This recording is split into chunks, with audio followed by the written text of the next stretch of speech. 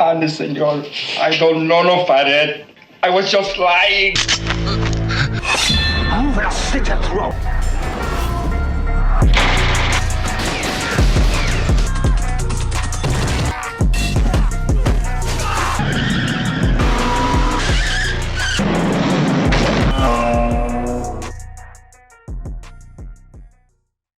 What's up everybody, Prone here, and today I'm talking underrated action sequels. We live in an age of remakes, reboots, reimaginings, prequels, and of course sequels. And as film fans, we're seemingly always screaming for original content and less IP. Yet I've always been a huge fan of the action sequel, particularly from the peak to direct video era, when I happened to be a youngster. While there were a handful of action sequels made during earlier decades, it wasn't until the late 70s and early 80s that they really took off.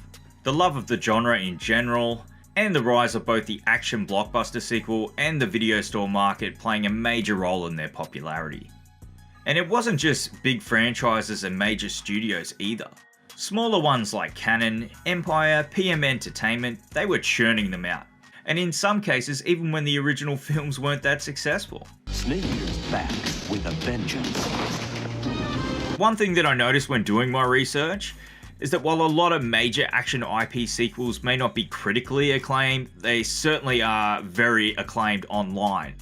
So I won't be talking about major franchise sequels like your Die Hard 2s, Predator 2s, etc. But I like to think that I've still put together a nice mix of new discoveries and some old faves for you. A little something something for everyone, so to speak. Can't we all just get along?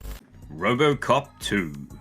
After finally getting around to watching the awesome Phil Tippett documentary Mad Dreams and Monsters, I just had to give RoboCop 2 a rewatch. And although I hadn't seen it in a minute, I've always held this mean-spirited, satirical and scuzzy piece of pulp in high regard. Sure, Verhoeven isn't at the helm, but the production, set, costume design, as well as the satire almost gives it a more hyper-realistic and cartoonish feel than the original. The humour almost feels darker as well.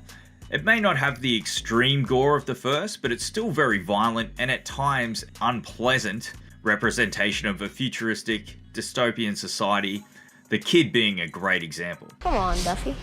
I know you need it. The story at times feels like a bit of a retread. Basically a way to have RoboCop fight the new and improved robot crime fighter prototype.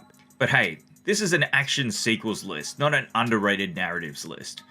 We're here for action, and RoboCop 2 delivers that in spades. That thing is a killer! As I mentioned earlier, the set pieces and practical effects are handled by none other than Phil Tippett. Yes, the legendary stop motion and special effects artist himself, and his team of course, choreographing and executing all of the action. Not to mention a set piece during the finale that's arguably the high point of stop motion animation.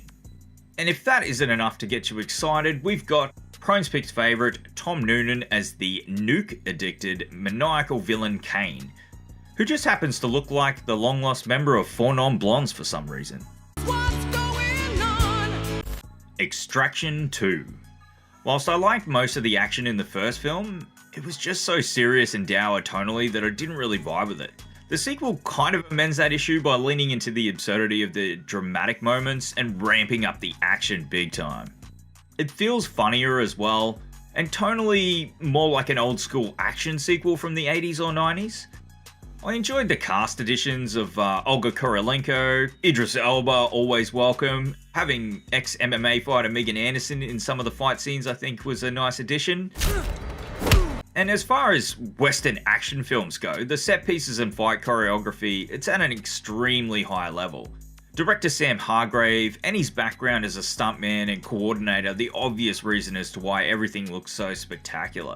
Having been in the industry for so long, you just know that he's got the best stunt crews and people in the business working on it. You can also tell that he and Hemsworth have worked together in the past, as they look very comfortable and he gets a pretty good performance out of him. There are like 3 or 4 just amazingly creative set pieces. The rooftop, the car chase, and the big fake one shot in the jail is just nuts. Just imagine the blocking for that scene. I mean, some of the dialogue will make you chuckle, sure, but it almost complements the ridiculous set pieces, and at times it's a nice break from all that ultra violence. Calling this underrated may be a bit of a stretch, but being a Netflix release kind of gives it an underrated status in my opinion, because like the majority of these releases, there's buzz for about a week or two at best, and then it gets buried in algorithms and forgotten about. I mean, if this franchise was to be released in cinemas, it could have the potential to be just as successful as the more popular action IPs. Best of the Best 2. I must admit I was never really the biggest fan of the original growing up. I always enjoyed the fight scenes, but I found it to be a little over dramatic and kinda corny. While the sequel isn't devoid of ham-fisted drama, it certainly knows what it is and leans into the camp side of things. And in terms of awesome martial arts action, it takes it to another level. Best of the Best is one of the rare franchises where none of the films feel like a retread. There's an underground fighting tournament in number 2, but that's pretty much where the similarities stop.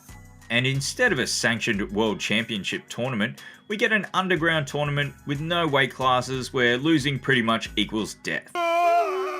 Unfortunately, no James Earl Jones this time, but they were still able to land Philip Rhee, Eric Roberts, and Chris Penn.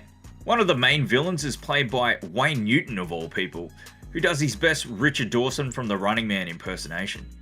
Roberts' character takes somewhat of a backseat to Rhee's in this one, which to be honest is a huge reason as to why I think the sequel is better than the original.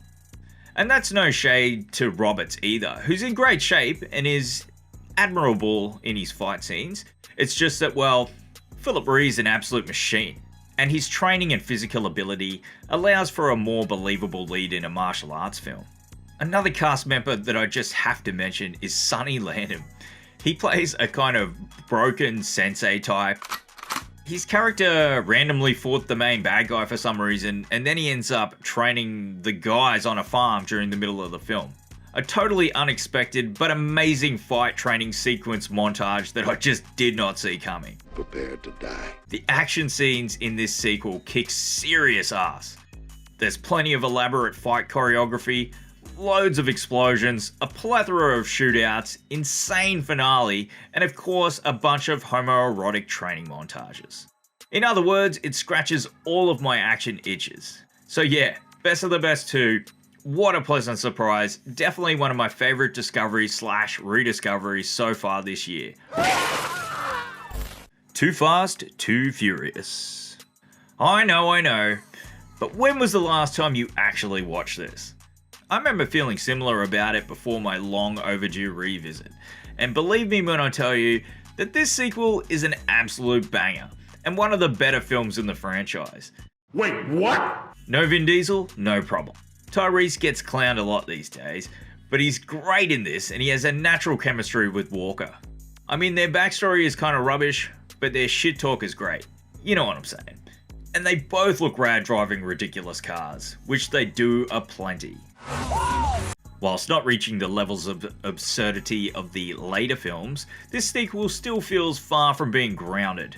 The police and villains all feel extremely cartoonish, especially Cole, son of Wings Hauser, who's going all out doing his best Reza Ramon impersonation. Don't ever touch me. Having a strong focus on car-based action is probably not a bad thing when your film is named Too Fast, Too Furious, and director John Singleton knows the score. He shoots the hell out of the action scenes and set pieces, and really embraces the early 2000s pop culture aesthetic. Just remember me when you wax, alright? There's definitely more of an MTV influence here than the original, and not just regarding the cast. Ludacris, Devon Aoki, etc. It's the fashion, the music, the costume, set and car design, and of course the dialogue. It's a perfect snapshot of early 2000s American pop culture. Ninja 2, Shadow of a Tear.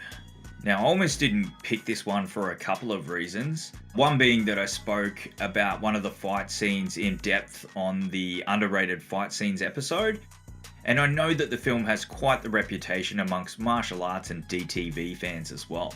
But I still think that plenty of action connoisseurs are sleeping on this gem. I've said it before and I'll say it again. In a perfect world, Scott Adkins would be a household name. He ticks all the action leading man boxes, and most importantly, his martial arts skills, his work as a stuntman and stunt coordinator, as well as his overall physical ability, is almost second to none. It's a real throwback to the heyday of canon ninja films, except none of those films ever had fight choreography this good. Choreographed by Tim Mann, Ninja 2 features some of the best fight scenes I've seen since the golden era of Hong Kong action. Whilst the fight choreography is arguably better than most big budget action films these days, the story and the acting is where the DTV sensibilities kick in. And the baby. While the film is obviously action heavy, the fight scenes are broken up and there's a nice build to the larger set pieces. As opposed to some of the more popular action franchises these days where you're pretty much bombarded from the jump and the action's so repetitive that you're just checked out by the halfway mark. The film also co-stars Kane Kosugi, who is the son of arguably the king of the ninja films, Sho Kosugi. Kane, who actually was on screen with his father in some of those films, is an absolute specimen here. He more than holds his own with Atkins and is the yin to his yang, so to speak. If you're not a big DTV person, and or you think that they may be lesser than their big budget counterparts, then you should really check out Ninja 2. It's a great example of what can be achieved within the genre with a small budget. Thank you for watching, please like and subscribe.